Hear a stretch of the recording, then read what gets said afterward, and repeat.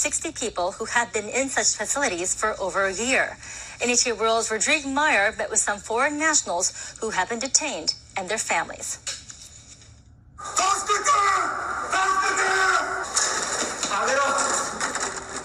This video was shot in January last year by the Immigration Bureau.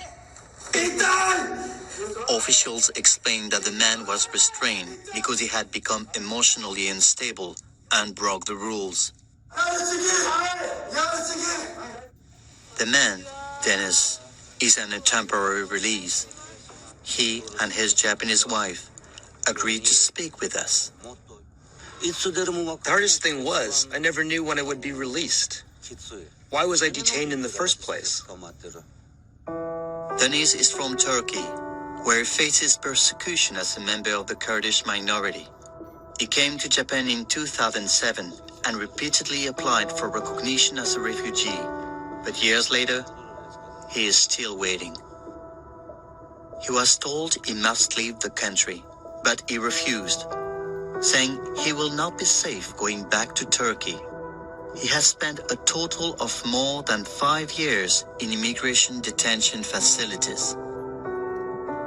Under the Japanese regulations, once someone is ordered to leave the country, they can be subject to detention unless they agree to leave. According to international law, a country must not forcefully send back foreigners who have applied for asylum. As there is no limit in Japan to the time a foreigner can be detained, detention can last indefinitely. Dennis was diagnosed with depression while he was detained.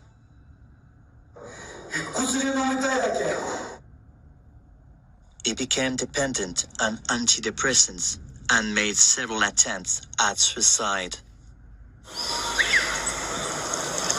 This March, Dennis was at last granted provisional release, but going back to a normal life has been difficult. 夜いろいろ話をしだすんですね。そうすると私に生きてていいですか、死んでていいですか、本当にこの長期の4年近い間に壊れちゃってる。His lawyers reported his case to the United Nations. Now, Dennis wants the Japanese government to respond to the United Nations request to review its immigration policies. I'm out now, but there are people, friends, who are still there. I hope that something will change due to the demands from the United Nations. The United Nations claims that Japan is threatening physical safety and freedom, as laid out in the International Covenant of Human Rights. The UN points out that under Japan's current system, people can be detained indefinitely, without cause. It also says the system lacks judicial review and is in violation of international law.